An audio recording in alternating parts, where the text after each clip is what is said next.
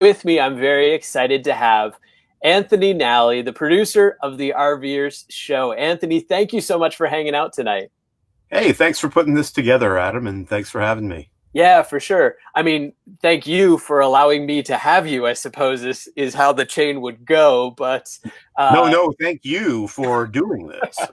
hey, Now listen, back to me. And if you're watching live, can you please let us know that you can hear us all right?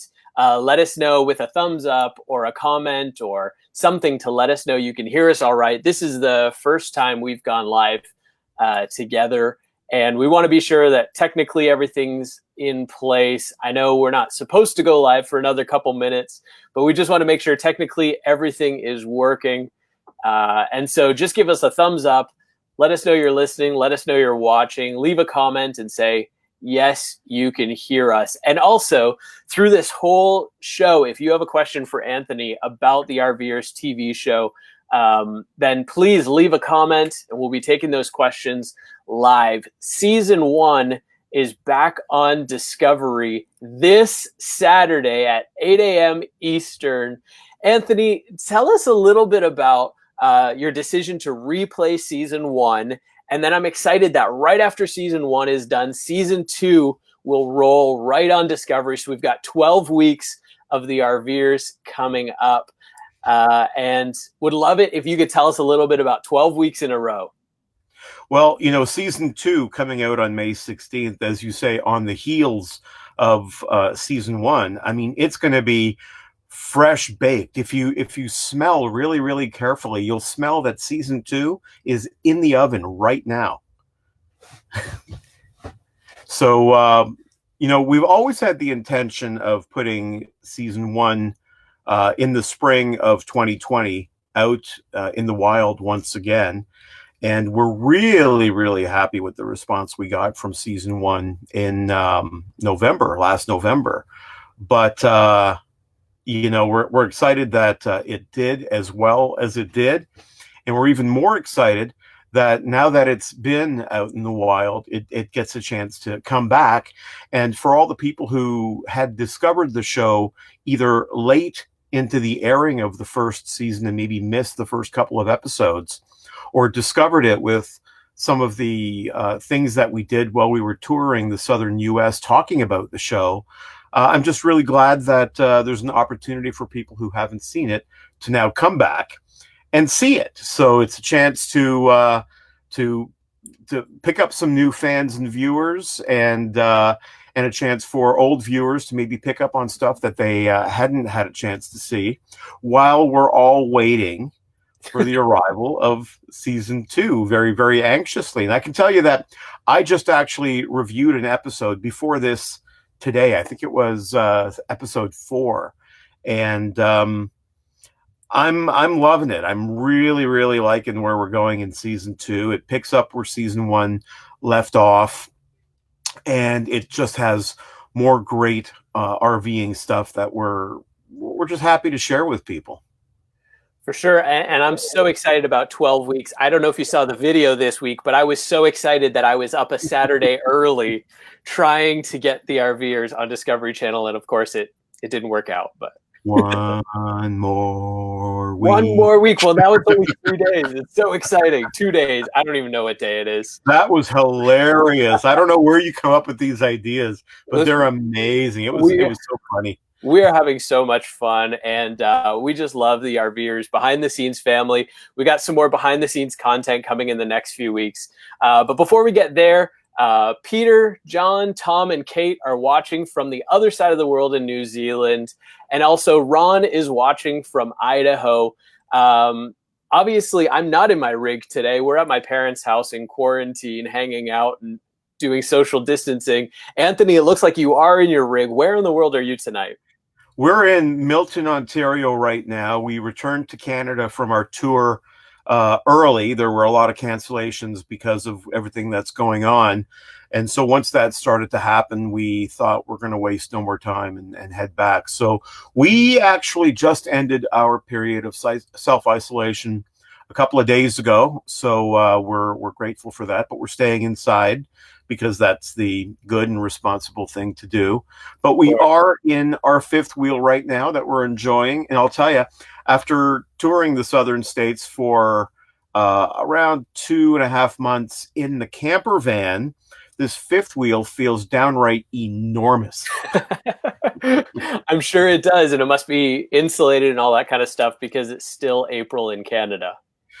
Yeah, I mean, it's a beautiful sunny day today. It's been it was kind of a warm day as well, but I mean, it's Canada. We've spent a lot of time in Arizona and Central Florida, and this ain't that. Right. Well, I'm also in Ontario. So if you're not familiar with the geography of Ontario, Anthony and I are probably only an hour and a half away from each other at this moment while we're chatting. But we'd love to know where you're watching from. We know that John and Peter and Tom and Kate are in New Zealand. We know that Ron is watching from Idaho.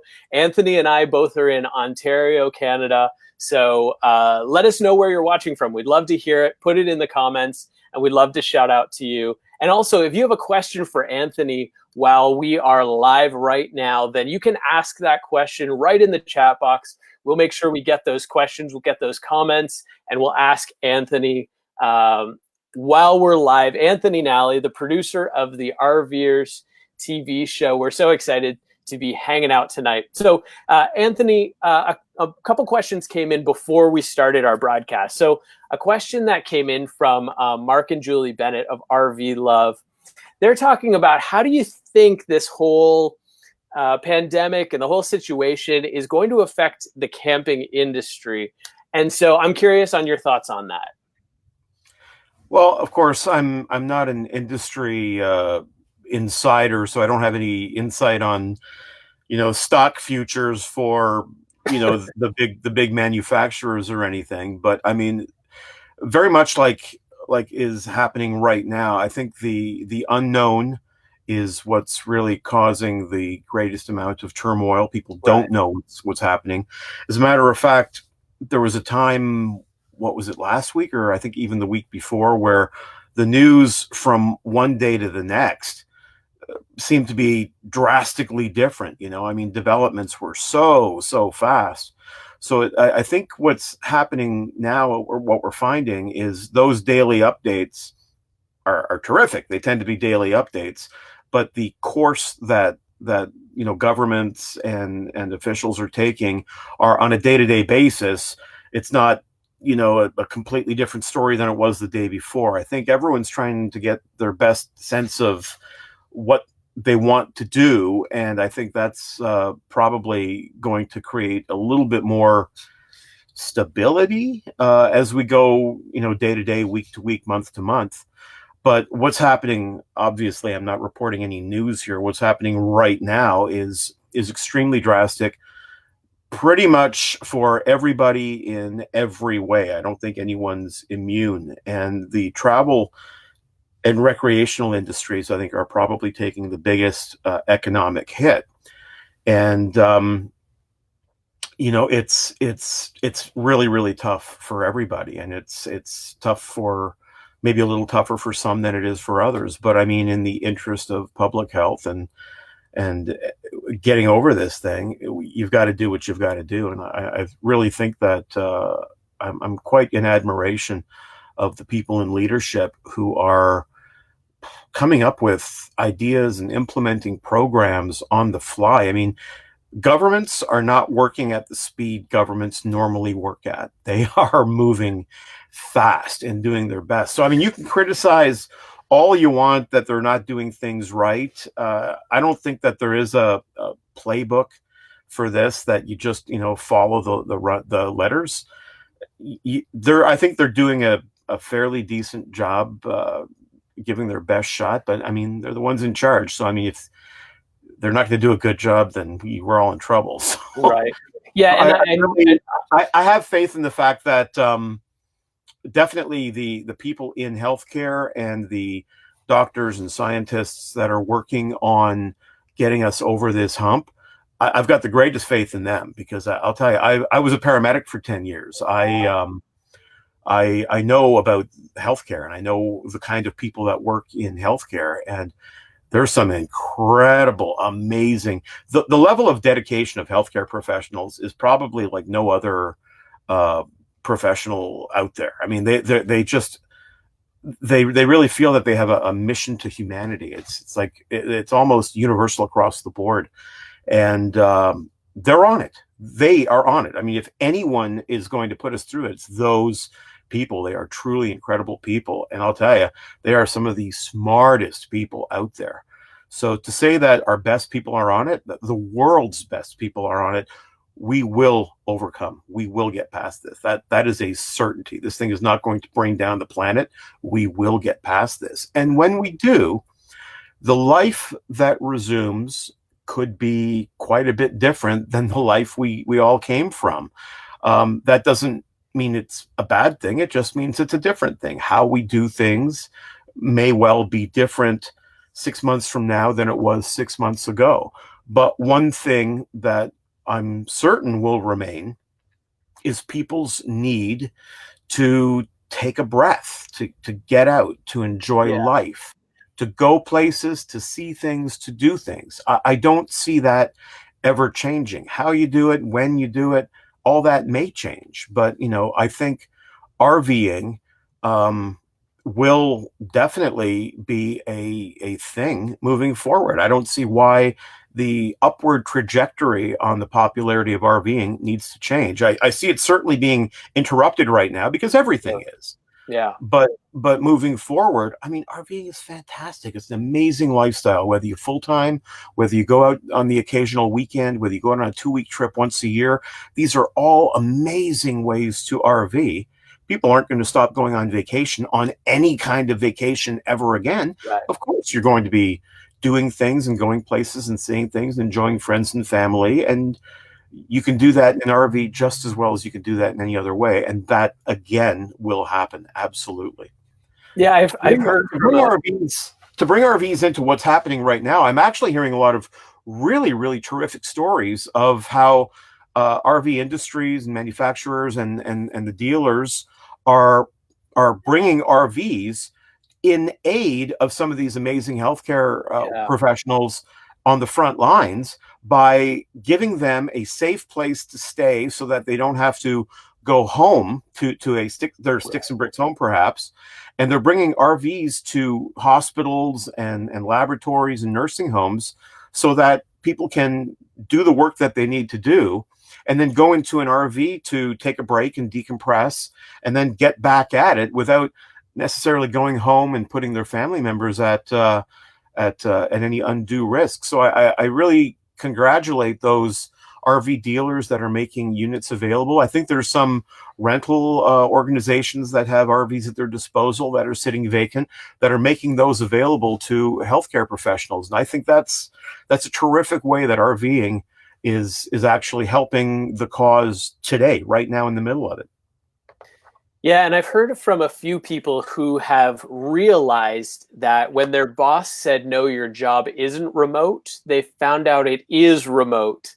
And so I've heard from a few people who all of a sudden discovered they have remote jobs who have said to me, we'd love some more information about going full time. We're seriously considering it because up until this point in time, we thought we had to be at the office. So talk to me a little bit about kind of the buzz you're hearing in the industry or people figuring out that remote work is something that could actually lead them to be in an RV lifestyle that up until now they might not have considered it. Well, I'm not hearing anything particularly in the industry, but I know anecdotally from my own standpoint, I've worked remotely for a couple of decades. I mean, prior to being involved in television, I was an IT professional. And a lot of what I did required me attending meetings. And a lot of the people on the meetings were in other locations. So you would teleconference. And a lot of the stuff I would do in IT wouldn't require that I would be where I was sitting, but I would remote in, I would terminal into another unit. So increasingly over the course of my technology career, I went to the office less and less and less to the point where the past 8 or 9 years, almost exclusively of my IT career, I never went to an office. I worked remotely. So as long as I had access to a telephone and a computer with an internet connection, I was able to do my work. And I mean, a lot of that work, because a lot of primary IT stuff isn't done 9 to 5, because that's when the technology you're working on is being utilized by the users. You've got to do it at night. So I do a lot of my work at 1, 2, 3 in the morning remotely, and that's a real good time for a technical problem to happen, because the stuff's not being used very much at that time. You actually have some time to rebound before 9 o'clock in the morning, when it's got to be functional again. So remote work is something that I've been doing for a long time, and I think a lot of jobs can be done that way. Some certainly can't, but a lot can.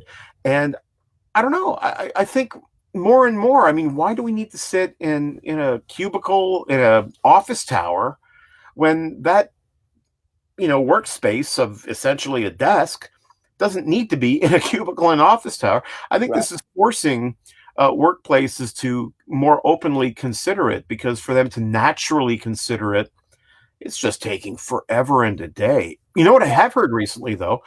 Have and if you can confirm this, if you've heard it Sure. too, have pollution levels been reported to be going down because bumper to bumper traffic going into the big cities isn't really happening right now? Yeah, I think I saw a picture of LA. It's like a 12-lane highway with 4 cars on it. Like, Wow. like nobody for blocks. Now, who knows if somebody photoshopped that picture, but I can't imagine there's as many people traveling as there used to be every single day to commute back and forth to work. Actually, I was going to ask you, we had a question that came in earlier from Michael Miller. Side note, Dondra, thank you so much for watching from Mineral Wells, Texas. We're happy to have you here. This question came in from Michael Miller, and the question was, what's the difference from weekend camping and being full-time? So maybe we have some people who are watching or listening, and they've done weekend camping and they love it. They've now found out their job can be done remotely. So what would you say are some of the differences between weekending and going full-time? What have you noticed? Well, obviously the amount of time in the RV. If you're full timing, you live in the RV. I mean, that is your home. But you can also recreate in your RV. You take your home with you on vacation. Very much like you guys do, Adam. I mean, you see all these great places in your travel trailer. The travel trailer is home, but you're also seeing everything that North America has to offer. And whether you do that on a fairly open schedule, or whether you do it on a weekend or during a 2-week summer holiday or whatnot, really that's the only difference. The difference is the time, because you're still RVing, you're still doing all these amazing things in an RV, and you're doing what you want, how you want, where you want. It's really the when you want that changes from weekending to full timing. It's really just the when. But as long as you do it, that's a when and Yeah. not an if. So that's better. Yeah, one of the things that I would say, we've been asked this a couple times, is that when you're going for a weekend, you're restricted on how far you want to travel on Friday and how far you want to travel back on Monday.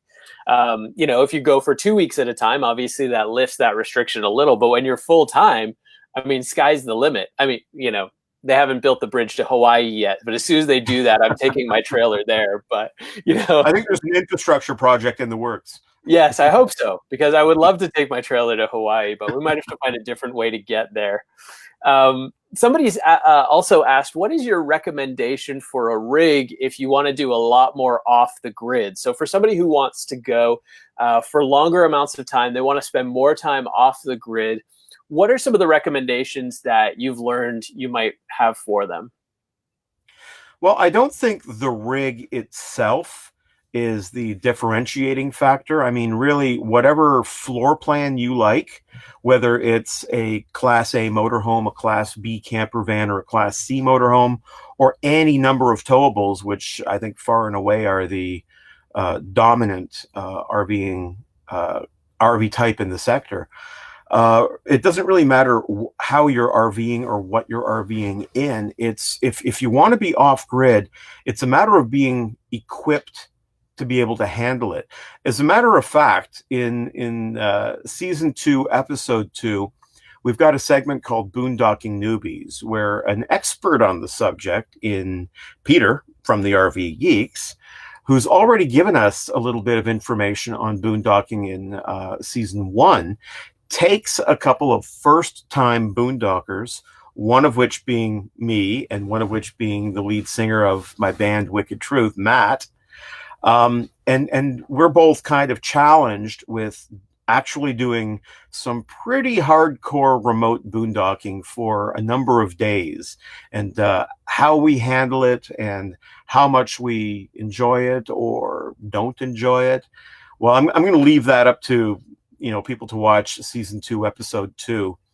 But I can tell you that the key factors that Peter taught us there, and also in the you'll see it in season 1 as well, where he introduced the concept of boondocking, is your resources and your power. So I mean, having a good battery bank, and I very strongly recommend lithium batteries. We've worked quite a bit with the folks at Battleborn Batteries, and they've really given us a tremendous education in the power of lithium. I mean, if you know anything about even AA batteries, the alkaline ones versus lithium ones, you know that the lithium ones are a lot more expensive, and there's a reason for that. They're really it's a tremendous battery technology. So having a good battery bank so that you have a ready source of ample power to use while you're boondocking, and then a way to get power back into those batteries once you start depleting from that power source. And solar is amazingly effective. And we've got a segment coming up, thanks to our friends at Xantrex, that go and show us just the kind of effectiveness, the way that you can just squeeze energy out of the sun and pour them back into your batteries. And then, of course, there's your liquids. So you want to make sure that you have a good supply of fresh water. You don't want to run out of water when you're out in the boonies. Otherwise, you have to not be in the boonies anymore. Right. And then where that water is going to go when it's used in one fashion or another, and that is your capacities for gray water and black water. So, and that's what it comes down to. So it doesn't really matter what kind of RV you're in, as long as you're cognizant of power and water, and you are in a situation where you can amply stretch both of those things out. That's really going to be your limiting factor. And we boondocked for a few days in an undisclosed private location, not hooked up at all, and it went better than I expected, honestly. And I know the RV geeks, they can go out for a couple of weeks at a time, because they are so equipped. And it's not because their RV is magical or anything. Anyone's RV can be prepared to be doing that. So it's really a matter of just managing your power and preparing your power system the best way you can, and your water and your sewer. So I have to jump in here because you mentioned season 1, season 2. Season 1 airs again this Saturday, April 4th at 8 a.m. on Discovery, 8 a.m. Eastern, we should say. So you want to check your time zones depending on where you are. And also, season 2 airs starting on May 16th. So we're going to have season 1 play, and then season 2 will play right after that. It'll be 12 weeks in a row of the RVers on Saturday mornings on Discovery. And I know a few people have asked, but we want to give away a copy of season 1 online. So here's how you can win a copy of season 1 online that you can watch online. All you have to do is be generous enough to tag a friend in the comments. So you tag a friend in the comments, you and your friend will both win online access to season 1, and we will pick 3 winners. So go ahead, tag a friend in the comments that you would like to share season 1 with. We'll pick 3 sets of winners. That's 6 access codes to season 1. And then season 2 will play right after that on Discovery. And Anthony, what kinds of things, if somebody has missed season 1 or just found out about it since season 1 aired a little bit earlier, what kinds of things can you expect from the RVers show in season 1? Well, in season 1 starts off with a segment called Learning to Drive. And I want to talk about that just for a quick second here. I want to be clear. When we do a segment on something like learning to drive, when you watch that Saturday morning on Discovery, we're not teaching you how to drive. And so if you've had an RV for a good while and you've got no problem driving it, oh, well, I don't need to learn how to drive. This isn't the segment for me. It's like, no, no, no. Hang on a second. Hang on a minute. What this is about is Caitlin Morton taking the controls of the RV Geeks 43, I think, foot motorhome and driving it for the very first time. She has never driven an RV like that ever before, nothing that large. And I think the thing to bear in mind when watching a segment like that, certainly if this is something that you'd like to do and you haven't done it, then you are going to learn some things. But the segment isn't so much to be instructional to you, it's to share an experience. It's to share Kate learning something and maybe being a little bit intimidated at the notion of getting into this big 43-foot RV and taking control of it and hoping not to damage it because it belongs to the RV Geeks, or hurt someone, or damage someone else's vehicle or property or whatever. I mean, you're nervous about these things, and it kind of begs you to think back to the very first time you might have driven an RV. And I remember my first time when I drove an RV. We ordered it. We didn't order it. We went and chose it, and then in a couple of weeks it was ready to pick up. And during those couple of weeks, I was like, should I have taken it for a test drive? Because I didn't. And one of the reasons I didn't was because the whole driving thing, I don't want to take it out for a test drive and break it, and I don't want to be intimidated by it and then maybe not buy it. I want to commit to doing this, but at some point in time, I'm going to be sitting in that driver's seat and going for the first time. And that happened to be the day we picked it up. And the story for me was I was nervous and intimidated, and I wasn't sure what it was going to be like. And the first 5 feet were a little bit rough, right? Because you're not sure how much gas to give it. You're not sure how responsive the brake is going to be. So you kind of just slowly start off, and then you hit the brake, and if everything's still where it belongs, then you kind of take it from there. And after that first 5 feet, I went from the driveway at the dealer to the road, and I made a right turn, and then I made a bunch of left turns, and 4 or 5 miles later I pulled back in, and I felt great. I felt awesome. I was very comfortable. I thought, well, this is like just driving like maybe a van, but just a very, very one where the back of the van is a lot further back than I've ever been used to. But that's pretty much what it was for me. So you look at season 1, episode 1, Caitlin learning to drive, and it reminds me of my first time driving and what I felt and how apprehensive I was and how I overcame that. And this is about overcoming your apprehensions. Really, I mean, if you want to make this even more grand than that, it's really about learning to overcome your apprehensions about anything. It's maybe less about driving and more about you thinking you can't do something and ending up that you can do it. It's a really hugely positive story, and it just happens to be under the premise of learning to drive, and it's absolutely real. We didn't stage any of it. So if there's any nervousness, if there's any apprehension, if there's any jubilation, that's all real stuff, and that's all the kind of stuff that we feel when we all learn and experience something new. And that's how we kick off the entire series, and we're so happy about that. And some people have given us snarky comments that how am I going to learn how to drive in a 10-minute segment, or this didn't teach me anything. It's like it's not about that. It's about something bigger than that, something more significant than that. So just receive, and it'll touch you the way it touches you. And for some people it'll be more significant, and for some people it won't be quite as significant. But you know what?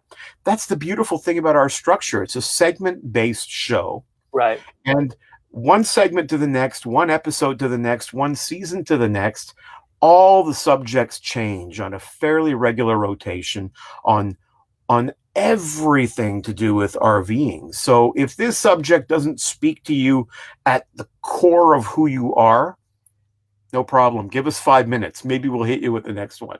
Right. Okay, we had a few comments come in.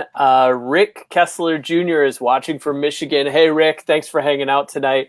Someone said, Adam, sounds like a concept for an RV family episode. Watch while we get solar installed start to finish. And if you're paying attention, that's Rob McLaughlin, who's my dad. So we'll find out if that's my Christmas present this year, is he's going to sponsor the solar system. Hey, that's what we're calling it, the solar system. And we'll install it on our new rig coming up. We'll see. But Rick Kessler is also asking, Rick Kessler Jr., sorry, he says, Anthony, I'm curious if the RVers offered production differences compared to the Aviators that you weren't expecting. So did you notice anything that happened or anything caught you off guard shooting the RVers compared to shooting the Aviators? That's a really good question, and leave it to Rick to ask a question like that. Rick is a in the RVing media, and he does really quite amazing work. He's done some write-ups about us, and I'm very grateful for how positive they've been. He's a really terrific guy. That sounds so much like a Rick question. We've produced the Aviators. We're going into our 8th season, which is going to be released at the middle June, July, maybe August of 2020. Season 8 of the Aviators. Holy smokes! Yeah, it's been a wild ride with the Aviators, and we're so happy that we continue to do it. And we're expanding that into now the RVers. And the format is very, very similar. The subject matter, obviously, is very, very different. But the structure and the look and feel of the shows are very, very similar. I'll tell you, if you are into aviation, and I find an incredible amount of RVing people are either pilots or just real keen on aviation, you got to check out the Aviators. If you even remotely like the RVers, man, are you going to love the Aviators. We've got some really, really cool stuff that we've done over the years with Aviators, such as we actually went flying with the U.S. Navy Blue Angels and the U.S. Air Force Thunderbirds. Incredible. We flew with the Geico Skytypers. The list is too long to go on with some of the most incredible, amazing people in aviation we've had the pleasure to work with, just like we're working with some amazing, amazing people in the RV industry. And I think that's the similarities, is the fact that there are high-profile people in aviation and high-profile people in RVing, and we have quickly met a lot of the RVing folks, even though we're kind of the new kids on the block, and they have embraced us with open arms, very much like the folks in aviation has over the last decade. So there's a similarity right there. How we film the structure and content, that's all very similar. So from a production standpoint, a lot of that is actually quite similar. I think where the biggest difference lies is try and hold an interview with someone any place where there's airplanes, or particularly at an air show, or during an air show. I would say that to call it impossible wouldn't be accurate, because we've done it, but it's almost impossible. And I find filming in RV venues at campgrounds and things like that, it doesn't have that challenge. I mean, yeah, there's background noise. There's going to be a golf cart coming by, just invariably happens all the time. And you know this too, because we film you. You could be setting up for an hour and a half, and during a lot of that hour and a half, you could hear a pin drop. No one's doing any kind of thing noisy. And then you got the cameras ready. Everyone's all comfortable in front of the cameras and the lights. And you ask your first question, and what do you hear? A lawnmower. Right. Or a leaf blower. Or oh, every time. It's uncanny how that happens. But I'll tell you, the occasional lawnmower or leaf blower or golf cart or gator driving by is nothing compared to trying to do an interview during an air show. I can imagine that's the truth. We've got another question from Frank. Frank, thanks for watching tonight. He's asking about rear view cameras or backup cameras on RVs. Do they become distracting? Do people check them too often or at the wrong time? Does that make people more accident prone? What are your thoughts on that, Anthony? That's a really, really good question. Now, if you can think about it here, when we just came back from our trip, we were in a camper van.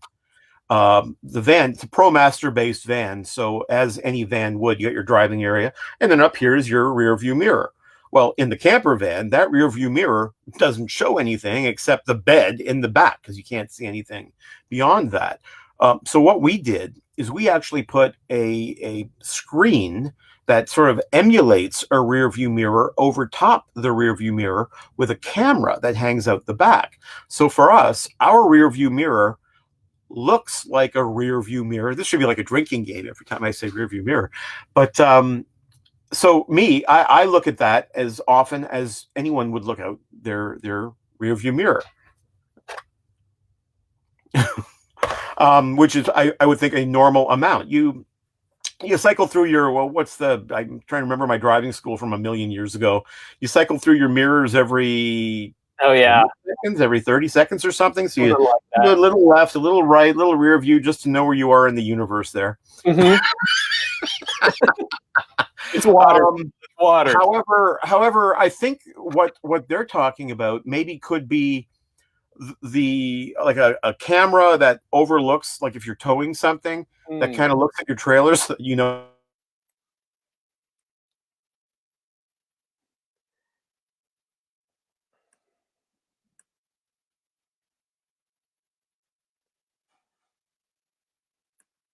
Okay, I think we may have lost Anthony, or you may have lost me. So you might still be hearing Anthony.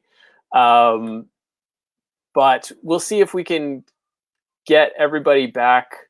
If we can't over the next few seconds, we might have to sign out. I want to say thank you to Anthony so much for hanging out tonight, for answering some questions. The RVers Season 1 plays again this week on Discovery, Saturday morning at 8 a.m. And it will play all of Season 1 for 6 weeks, and then it'll be all of Season 2 for 6 weeks. So we've got 12 weeks of the RVers TV show on Discovery Channel, 8 a.m. Eastern. And you'll want to be sure that if you're not in Eastern time zone, that you check your listings to find out exactly when it will be on for your stations. A few people saying that Anthony froze, but I'm still here. So we'll give Anthony a moment to see if he shows back up based on, see if he can log back in. I want to thank everybody for hanging out. Hey, if you'd like to win a copy of Season 1, Anthony is going to be giving away online access to Season 1. All you have to do to enter is tag somebody in the comments that you would like to share Season 1 with. And if you tag somebody in the comments that you would like to share Season 1 with, we will pick 3 people who commented and give away a copy of Season 1 online access to you and the person you commented with. So we'll give away 6 copies of Season 1 to 3 people who tag a friend. So whether you're watching this live or whether you're watching this after the broadcast, go ahead and tag a friend in the comments. And on Sunday, so that's the day after Season 1 airs again on Discovery, we will pick 3 people who commented with their friends to give them a full copy of Season 1 online access. Now, there's also a chance that you may not win a copy of Season 1 online access. There's also a chance that you don't have any friends to tag. I hope that's not the case, but if it is the case, then we will give you Episode 1 that you can watch online. So maybe you don't have Discovery, or maybe you don't have access right now, or maybe you're not able to watch Saturday morning. If you just leave in the comments, I would like a copy of Season 1. I would like to see Season 1 live online. Then we'll be sure that you get a copy of Season 1 on Sunday. So watch, Episode 1, I should say, not Season 1. If you would like to have a copy of Episode 1 of Season 1, just leave in the comments, I want a copy, or I want to see Episode 1 online. And then that way we will be sure that you get a copy on Sunday. But we want you to watch Season 1, Episode 1 live on Discovery at 8 a.m. Side note, the more that you help friends know about Episode 1 playing on Saturday at 8 a.m., the more viewership we get and the more opportunity we have to do more with the RVers TV show. And I want to welcome back the producer of the RVers TV show, Mr. Anthony Nalli. Thank you so much for showing up this evening, Anthony. Yeah, I don't know who that other guy was, but I got him out, and now I'm here. All I know is whenever I heard him say rear view. Anthony, we said we'd go half an hour. We've been 40 minutes. Thank you so much for being generous with your time and answering questions as they've come in. Any last thoughts about season 1 coming up this Saturday on Discovery?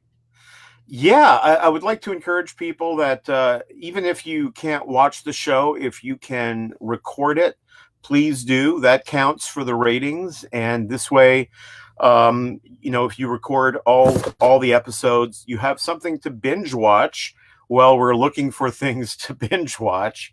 So I think this is a pretty good time to maybe catch on to a show that you haven't heard of but haven't seen, or have even seen and want to see again. I think the timing is pretty much right. I think we're pretty fortunate to be coming on right now. I think people are looking for ways to live vicariously through us to enjoy RVing as best they can right now. But also to tell your friends who RV, or tell your friends who, whenever they say to you, "Oh man, that RV looks so cool," or "Oh, I want to do that sometime," tell them to watch the show, because we'll be providing them the necessary inspiration for them to also participate in RVing as well. We're going to give them that little extra nudge. So if you've got RV jealous friends, then definitely point them to us as well, and we'll just get them that much more hot and bothered about RVing. Okay, I've got one more question for Anthony, but before we get to that, just a recap. This Saturday, 8 a.m. Eastern on Discovery, you can see season 1, episode 1 of the RVers, and every Saturday for the next 12 weeks. Number 2, if you would like to win an online copy of all of season 1, it's pretty simple. Just tag a friend in the comments. We'll pick 3 comments, and we'll give both you and your friend online access to all of season 1, starting on Sunday after it airs on Discovery on Saturday. And number 3, even though we can only choose 3 people to give away all of season 1, if you would like a free online copy of episode 1, then just write in the comments, "I would like to see episode 1 for free online," or something like that. Throw in an emoji. And on Sunday, we will send you a link to episode 1 of season 1. Even if you're not watching live, even if you're watching this after the broadcast, you can still leave a comment. And on Sunday, April 5th, we'll be sure we still get you a copy of episode 1 of season 1. Anthony, last question before we have to head out. Give us your favorite moment coming up on season 2. What is that thing that is going to define season 2? Let me see.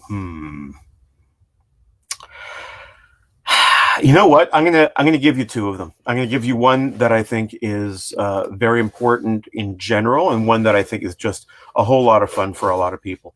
One is the disabled RVing segment. We met Jim and Micah, who are a couple who love RVing, and the story that they have to tell with Jim's disability, being confined to a wheelchair and wanting to RV and not letting that stop him.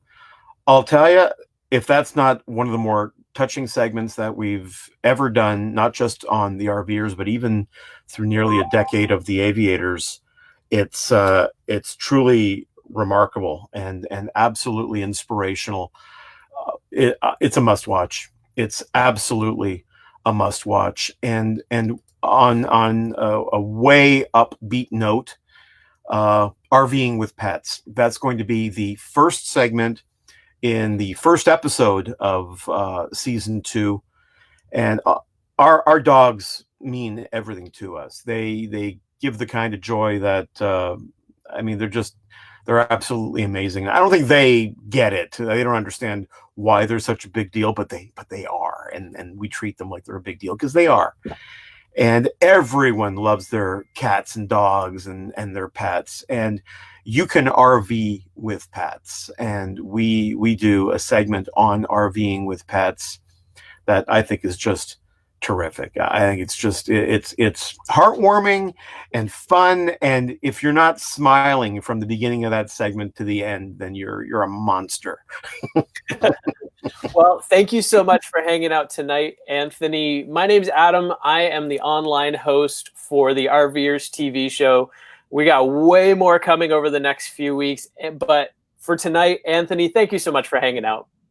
Thank you, Adam, and you're doing a great job with the RVers family. You are hilarious. The family is amazing, and you're giving us a taste of the RV life on a much more regular basis than we're able to with the TV show. So thanks for that excellent, excellent work that you're doing. And for everyone watching, you want to check out the RVers family on our YouTube channel, and you get to see Adam and his wife Celine and his 3 boys and the stuff that they do and how they do it. And they really just bring RVing, they bring it home. They bring it home. And you owe it to yourself to give that a watch. Thanks so much. Thanks, everybody, for watching. And if you have any other questions, just go ahead and leave them in the comments. We'll watch those comments for the next few days. We're going to be sure that we choose some people to give away a copy of Season 1. We're also going to make sure that everybody who comments gets a copy of Episode 1 of Season 1 to watch online starting Sunday, this Saturday, 8 a.m. Eastern on Discovery. Sorry, did I say Rearview? Okay. This Saturday, 8 a.m. on Discovery Eastern Time. Make sure you check the listings, and we will see you online. We'll see you on the road.